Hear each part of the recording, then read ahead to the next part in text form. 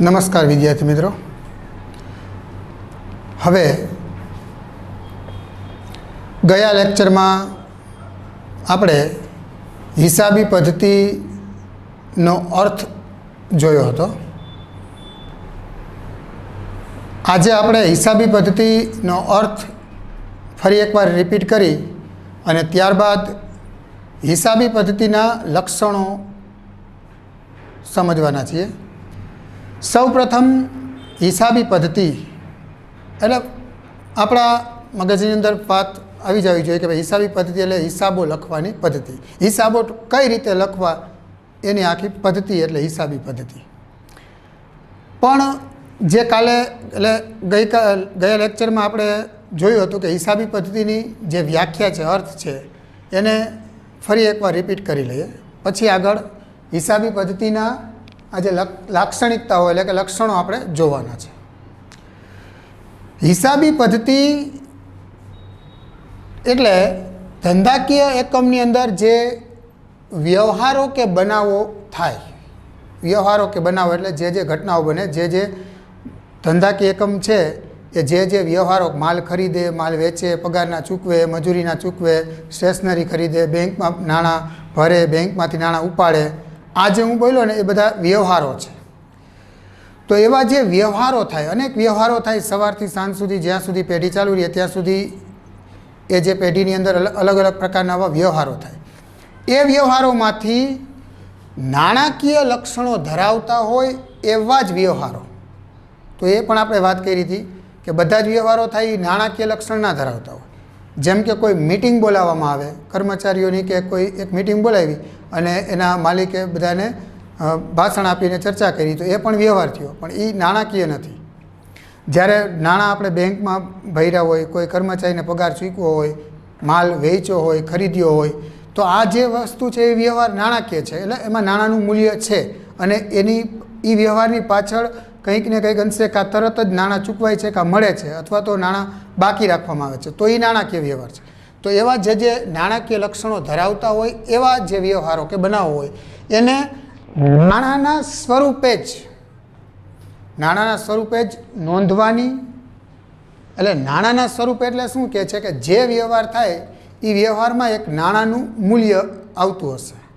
જેમ કે હું એક ઉદાહરણ આપું કે આપણે એમ કહીએ કે 10,000 રૂપિયાનો માલ અમદાવાદથી આપણે ખરીદ્યો। 10,000નો માલ ખરીદ્યો, એમાં માનો કે સાબુ ખરીદ્યો હોય તો આપણે સાબુની માનો કે 5 પેટી ખરીદી હોય એવી, તો 5 પેટી ખરીદી એ સાબુનો જથ્થો છે, વજન છે, એટલે કે એ બતાવે છે। એની કિંમત જે છે નાણાંનું મૂલ્ય એટલે કે 10,000 રૂપિયા, તો એ 10,000 રૂપિયા એનું નાણાંનું મૂલ્ય છે। તો એ 10,000 લેખે આપણે સાબુની નોંધ આમાં થશે, 5 પેટી લેખે નહીં। તો 10,000 જે રકમ હોય એની નાણાંનું જે મૂલ્ય હોય એ નાણાં સ્વરૂપે નોંધવાની, પછી એનું વર્ગીકરણ કરવાની। વર્ગીકરણ કરવું એટલે એ પણ આપણે આગળ જોવાનું છે વધારે ડિટેલમાં, કે વર્ગીકરણ કરવું એટલે એમાંથી કોઈ આવક હોય તો આવકમાં, ખર્ચ હોય તો ખર્ચમાં, ખરીદી કરી હોય માલની તો ખરીદીમાં, વેચાણ કર્યું તો વેચાણમાં, એમ આખું વર્ગીકરણ કરવાનું હશે। તો એ વર્ગીકરણ કરવાનું અને પછી એના ઉપરથી વર્ષના અંતે તારણો કાઢી અને એનું અર્થઘટન કરવાની કળા છે। પછી હિસાબોમાં જે વર્ગીકરણ કરીએ પછી તારણો કાઢવાના કે ભાઈ ટોટલ ખર્ચ કેટલો થયો, ટોટલ આવક કેટલી થઈ, ટોટલ મિલકત કેટલી છે, દેવું કેટલું છે, એવું બધું વર્ગીકરણ કરી પછી તારણો કાઢવાના અને એનું અર્થઘટન કરવાનું। અર્થઘટન કરવું એટલે એ જોવાનું કે ભાઈ આપણી પેઢીમાં આપણે આગળ વધી રહ્યા છીએ, પ્રોગ્રેસ કરે છે, વિકાસ થાય છે કે પડતી થાય છે, કે ગયા વર્ષ કરતાં આ વર્ષની સરખામણીમાં આપણે કેવા ધંધો ડેવલપ થાય છે, અન્ય હરીફોની સરખામણીમાં આપણે આગળ વધીએ છીએ કે પાછળ જઈએ છીએ, આ બધું અર્થઘટન કરવાની કળા છે।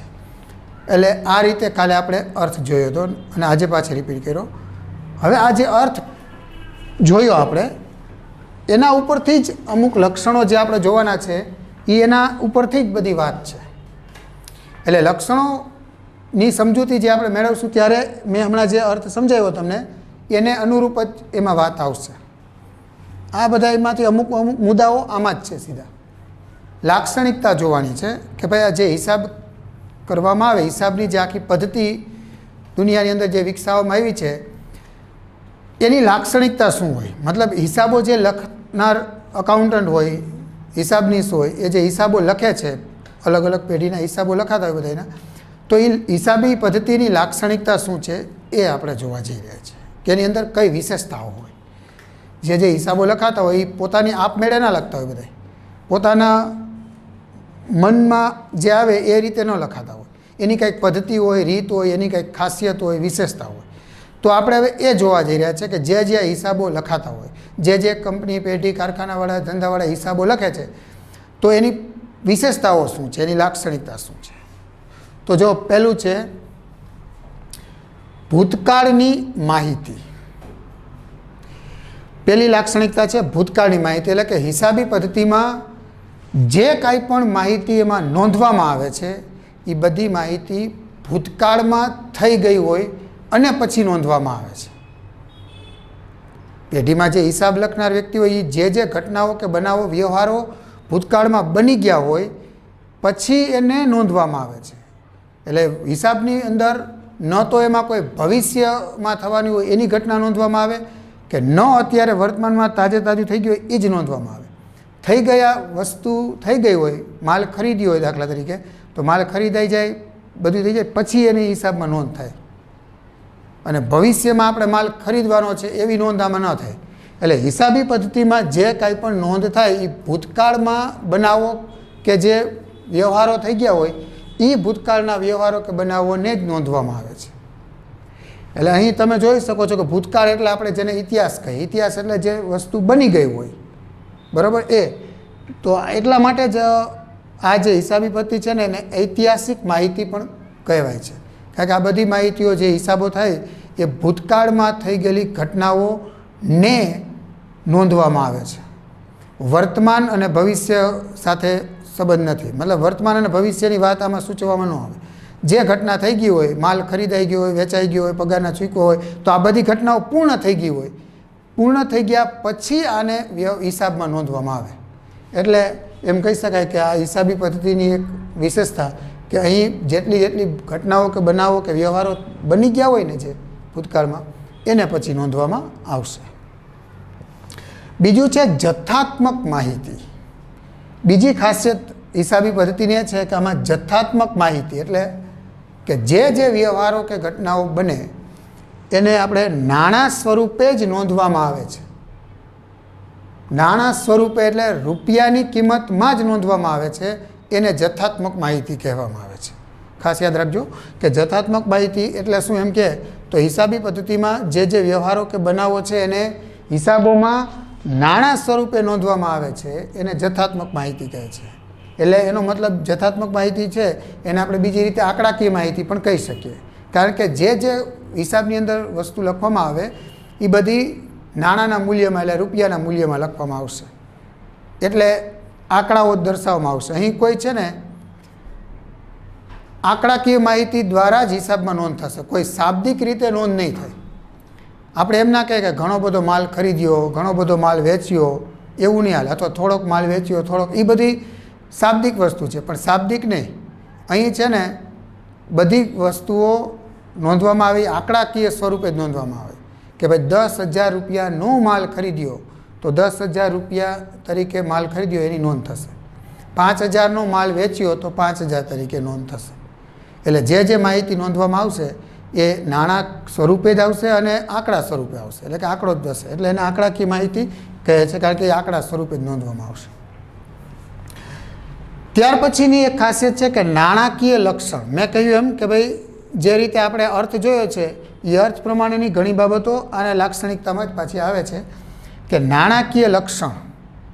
તો કે હિસાબી પદ્ધતિ છે એમાં જે વ્યવહારો નોંધવામાં આવે, જે ઘટના બનાવ બને એ વ્યવહારો જે નોંધવામાં આવશે, લખવામાં આવે, એ બધાનું નાણાંના મૂલ્યમાં જ માપન થવું જરૂરી છે. નાણાંના મૂલ્યમાં જ એની નોંધ થશે. એક ઉદાહરણ લઈએ કે શું કહેવા માગે છે. દાખલા તરીકે કોઈ એક પેઢી છે એ 1,000 કિગ્રા ઘઉં ખરીદ્યા હોય. કોઈ માનો કે અનાજ કરિયાણાની દુકાન છે અથવા તો હોલસેલના વેપારી છે, તો એને બીજા પાસેથી 1,000 કિલો ઘઉં ખરીદ્યા. હવે માનો કે 1000 કિલો ઘઉં ખરીદ્યા હોય અને એનો ટોટલ કિંમત જેની પાસેથી 1000 કિગ્રા ઘઉં ખરીદ્યા હોય એની માનો કે 3 રૂપિયા પર કિગ્રા લખીએ તો 30,000 રૂપિયા દાખલા તરીકે એની ટોટલ ખરીદ કિંમત હોય. તો અહીં ખાસ યાદ રાખજો કે હિસાબોમાં જ્યારે એની નોંધ થાય તો ઘઉંની નોંધ 1000 કિગ્રા તરીકે નહીં થાય. મતલબ કે તમે જ્યારે હિસાબોમાં કોઈ પણ વસ્તુ ખરીદી હોય, વેચી હોય કે લીધી હોય કે કર્યું હોય તો એનો જે વજન હોય એ નહીં, એના કેટલા નંગ છે કે વજન છે એ નોંધવાનું નથી. એની નોંધ એની જે નાણાકીય વેલ્યુ હોય એટલે કે જે એની ખરીદ કિંમત હોય અથવા તો એ જે એની નાણાંની બાબતમાં જે મૂલ્ય દર્શાવતી બાબત હોય એના તરીકે એની નોંધ થશે. તો હિસાબોમાં ઘઉં છે ભલે 1000 કિગ્રા કે 100 કિગ્રા ખરીદ્યા હોય એની માનો કે ખરીદ કિંમત ટોટલ 30,000 થતી હોય, મતલબ 30,000ના ઘઉં ખરીદ્યા હોય તો 30,000 તરીકે ઘઉંની ખરીદી કરી છે એવું નોંધવામાં આવશે. એટલે આ બાબત એ સૂચવે છે હિસાબી પદ્ધતિમાં કે હિસાબી પદ્ધતિમાં જે કાંઈ આપણે હિસાબમાં નોંધ કરશું એ બધી જ નોંધ એની નાણાકીય મૂલ્યમાં જ એટલે કે રૂપિયાના મૂલ્યમાં જ એની નોંધ થશે. કિલોગ્રામ, લીટર, મીટર કે એમાં નોંધ નહીં થાય કે નંગ કેટલા નંગ દીધા, એટલા ડઝન કેટલું એમ નોંધ નહીં થાય. ભલે ખરીદી હોય એવી રીતે પણ એની વેલ્યુ તો લખવાની છે હિસાબમાં રૂપિયાના બાબતમાં જ એટલે કે નાણાંની બાબત. એટલે એક લક્ષણ એ છે. ત્યાર પછી છે આર્થિક નિર્ણયો. એમાં એવું કહે છે કે હિસાબી પદ્ધતિ છે ને એટલે કે હિસાબો કરે જે પેઢી એ હિસાબો જે કરે છે એ પેઢીને તો ઉપયોગી છે જ અને એના નિયમ મુજબ દરેક પેઢીઓ હિસાબો તો કરવા પડે છે. પણ હિસાબો ખાલી જે તે પેઢી એટલે કે કંપની હોય કે કારખાનું હોય એને જ ઉપયોગી આવે એવું નથી. દાખલા તરીકે એક ઉદાહરણ લે કે કોઈ એક મોટી કંપની છે તો એ કંપની પોતાના હિસાબો લખે, અકાઉન્ટ દ્વારા કે સીએ દ્વારા હિસાબો તૈયાર કરે, પછી હિસાબો લખાઈ જાય. એ હિસાબો લખાઈ જાય એની જે મેટર છે હિસાબની એ કંપનીને તો ઉપયોગી આવે જ, પણ કંપની સિવાય કંપની સાથે જોડાયેલા જે જુદા જુદા પક્ષકારો હોય એટલે શું? કંપની સાથે જુદા જુદા જોડાયેલા પક્ષકારો એટલે શું? તો કે એક કંપની હોય એની સાથે અલગ અલગ શેર હોલ્ડરો જેને કંપનીના શેર ખરીદ્યા હોય અને નાણાં આપ્યા હોય એ શેર હોલ્ડરોને પણ હિસાબો કામ આવે. પછી બેંકમાંથી કંપનીએ લોન લીધી હોય તો બેંક પણ એ પક્ષકાર એની કંપની સાથે જોડાયેલા છે. ટૂંકમાં પક્ષકારો એટલે જેને કંપની સાથે કનેક્શન હોય, કંઈક ને કંઈક અંશે લેવા દેવા હોય એ બધાય કંપની સાથેના પક્ષકારો કહેવાય. એમાં કર્મચારીઓ આવી જાય, લેણદારો આવી જાય, બેંક આવી જાય, સરકાર પણ આવી જાય, શેર હોલ્ડરો આવી જાય. આ અલગ અલગ કંપની સાથે જોડાયેલા પક્ષકારો છે. તો હિસાબો છે ને એ માત્ર એક પેઢી પોતાની હિસાબો કરે એ પોતાને જ ઉપયોગી બને એવું નથી અથવા પોતાના માટે જ કરે છે હિસાબો એવું નથી. દરેક પેઢી હિસાબો એની સાથે જે જોડાયેલા પક્ષકારો છે જેમ કે બેંક છે, સરકાર છે, લેણદાર છે, કર્મચારીઓ છે, ગ્રાહકો છે, આ બધાય પક્ષકારો એક ધંધા સાથે અલગ અલગ વર્ગ જોડાયેલો હોય. તો આ બધાય પક્ષકારોને એ ધંધા ઉપર એ કંપની ઉપર વિશ્વાસ જળવાઈ રહે અને એ બધા પક્ષકારો કંપની સાથે કંઈક ને કંઈક બધાને લેવા દેવા હોય છે તો એ બાબતે એ બધા જોડાઈ રહીએ અને વિશ્વાસ જળવાઈ રહીએ એટલે હિસાબો કંપની કરી અને આ બધાય પક્ષકારો પણ હિસાબો જોઈ અને કંપની સાથેના વ્યવહારો કેવા કરવા કે ન કરવા કે શું કરવું એ અંગેના બધાય નિર્ણયો લઈ શકે. તો જુદા જુદા પક્ષકારો છે જે જોડાયેલા હોય જે તે ધંધા સાથે એ બધાને આ હિસાબો છે એ અલગ અલગ પ્રકારના નિર્ણયો લેવા માટે મદદરૂપ બને. એના માટે એક ઉદાહરણ જોઈએ.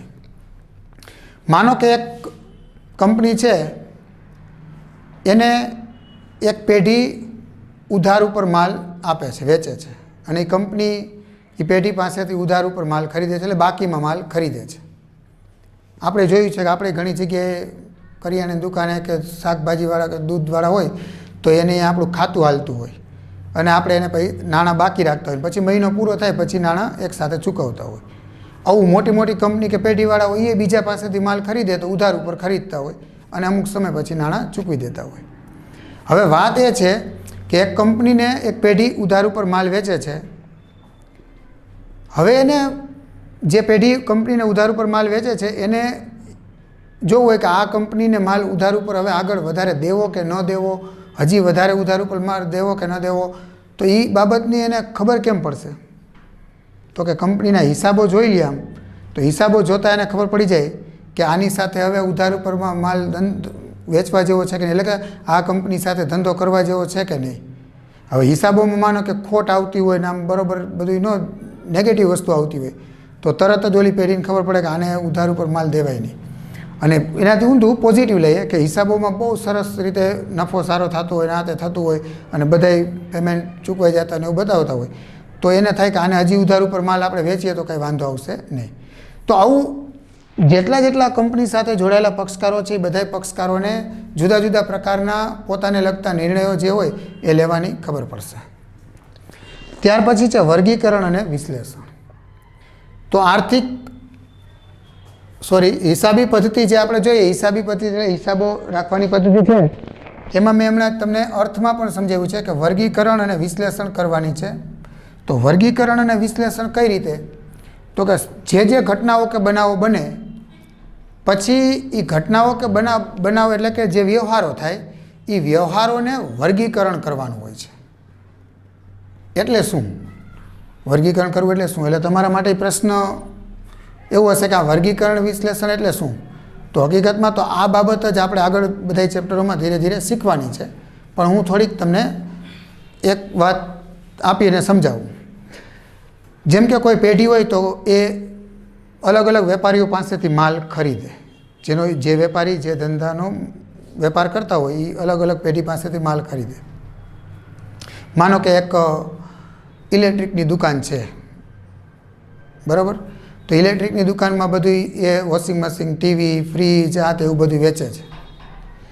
તો એ પેઢી છે એ અલગ અલગ બીજી હોલસેલ કે કંપની પાસેથી કોઈ પાસેથી ટીવી ખરીદે, કોઈ પાસેથી વોશિંગ મશીન ખરીદે, એવું બધું ખરીદે. તો એને એ વોશિંગ મશીન, ટીવીના છે એ ધંધા માટે એનો પોતાનો માલ કહેવાય. તો માલ ખરીદે પછી ગ્રાહકોને અલગ અલગ માલ વેચે. તો આ ઘટના તો થવાની છે ને, માલ ખરીદે વેચે. તો આવા જ્યારે માલ ખરીદાય ત્યારે જે વ્યવહાર થાય એ ખરીદી તરીકે લખવામાં આવે. આ વર્ગીકરણ કરી નાખ્યું. હવે બીજી બાજુ જોઈએ કે કર્મચારીઓ એને રાખ્યા હોય તો એને બધાને પગાર ચૂકવવાના હોય. તો કર્મચારીને પગાર ચૂકવવાના હોય જ્યારે તો પગાર ચૂકવે એ ખર્ચ કહેવાય. પછી સ્ટેશનરી ખરીદે તો એ ખર્ચ કહેવાય. તો આવા જે ખર્ચ થાય, જે ધંધાને ખર્ચ થાય એના વ્યવહારો અલગ કરીને લખવાના હોય. પછી આવક થતી હોય, પછી મિલકતો ખરીદતા હોય, કંપની કોઈ જમીન ખરીદે, મકાન ખરીદે, કોઈ યંત્ર ખરીદે, મશીનરી ખરીદે, તો મિલકત ખરીદે તો મિલકતના વ્યવહારો થાય. તો આવું છે ને આપણે આગળ હજી અભ્યાસ કરવાનો છે. મતલબ જે ધંધામાં વ્યવહાર થાય એ રોકડ વ્યવહાર છે કે બિન રોકડ વ્યવહાર, મતલબ રોકડા પૈસા એમાં ચૂકવી દીધા છે કે નથી ચૂકવા, બાકી રાખ્યા છે, એવા વર્ગીકરણ કરવાનું. પછી આવકનો વ્યવહાર છે, ખર્ચનો છે, એ મિલકતનો છે, લેણું છે, દેવું છે, આવા અલગ અલગ પ્રકારના વ્યવહારો કઈ રીતે થાય આપણે હજી થોડોક અભ્યાસ વિશેષ આગળ કરવાના છે, ત્યારે તમને વિશેષ સમજાશે. પણ આ ટૂંકમાં વર્ગીકરણ કરવું એટલે ધંધામાં જે વ્યવહારો થશે એ વ્યવહારોમાંથી આપણે એને છૂટા પાડવાના. કે આવકનો હોય તો આમ આવકના વ્યવહારમાં, ખર્ચ હોય તો ખર્ચના વ્યવહારમાં, પછી મિલકત હોય તો મિલકતમાં, ખરીદી હોય તો ખરીદીના વ્યવહારમાં, વેચાણ કર્યું હોય તો વેચાણના વ્યવહાર. એમ હજી આપણે ઉધાર જમાના નિયમ આગળ શીખવાના છીએ. એ ઉધાર જમાના નિયમને ધ્યાનમાં રાખી અને એનું બધાનું વર્ગીકરણ કરવામાં આવશે. તો એ બાબત થોડીક વિશેષ તમને આગળ હજી પછી જેમ આપણે કોર્સ આગળ ચાલે ને એમ સમજાશે. અત્યારે હું વધારે ડિટેલમાં એમાં નથી જતો, કારણ કે આ બાબત તમને હજી આગળ ચેપ્ટર પછી સમજાશે. પણ એટલું યાદ રાખો કે વર્ગીકરણ કરવું એટલે જે વ્યવહારો કે ઘટના થાય એને આમ બધી છૂટા પાડવાના છે. અને છેલ્લે છે કે એમાંથી તારણો કે અર્થઘટન કરવાનું છે. જે પણ આપણે અર્થમાં જોયું છે એટલે કે તારણો કે અર્થઘટન કરવાનું. તો એમાં એવું સૂચવે છે કે હિસાબો દરરોજ જે વ્યવહારો થાય, ઘટનાઓ બને એને આમ વર્ગીકરણ કરવામાં આવે. પછી હિસાબો વર્ષના અંતે છેલ્લે દિવસે હિસાબો લખવામાં આવે, એટલે કે હિસાબો તૈયાર થાય. આખું વર્ષ તો જે વ્યવહારો થાય કે આતે થાય એને આવી રીતના વર્ગીકરણ કરવાનું હોય. ખર્ચ હોય તો ખર્ચમાં, આવક હોય તો આવકમાં. પછી વર્ષ પૂરું થાય ત્યારે જનરલી હિસાબો તૈયાર કરવામાં આવે. એ કઈ રીતે તૈયાર કરવામાં આવે એ પણ આપણે આગળ જોશું. પણ હિસાબો તૈયાર થઈ જાય ત્યારે એમાંથી તમને નફો થયો કે ખોટ થઈ જાણવા મળે, મિલકતો કેટલી છે, દેવું કેટલું છે એ જાણવા મળે. તો હિસાબો તૈયાર થઈ જાય પછી એના ઉપરથી આપને અલગ અલગ પ્રકારની કમ્પેરિઝન એટલે સરખામણી કરી અને અલગ અલગ એમાં તારણો કે અર્થઘટન કરવામાં આવે. આપણી પેઢીનો નફો ગયા વર્ષે હોય હિસાબોમાં હોય, આ વર્ષે થયો હોય તો એ બેયની કમ્પેરિઝન કરે કે ગયા વર્ષે 5 લાખ નફો થયો હતો અને આ વર્ષે 4 લાખ થયો, તો 1 લાખનો નફો ઘટ્યો છે, તો એ શા માટે ઘટ્યો છે, એવું રીઝન શું છે. ઊંધું એટલે કે બીજી રીતે વિચારીએ કે આ વર્ષે માનો કે નફો 10 લાખ થયો હોય, ગયા વર્ષે 8 લાખ નફો થયો હતો, તો 2 લાખ નફો વધ્યો છે, તો આપણે એમ કહીએ કે સારું, પ્રોગ્રેસ સારી છે. તો આવું તારણ તમને અલગ અલગ બાબત માટે અલગ અલગ વસ્તુ માટે તારણો તમે કાઢી શકો છો. તો આપણે કહી શકીએ કે હિસાબી પદ્ધતિ છે એ જે અર્થ જોયો છે ને એ પ્રમાણે એની લાક્ષણિકતાઓ એને જોવા મળશે. નમસ્કાર.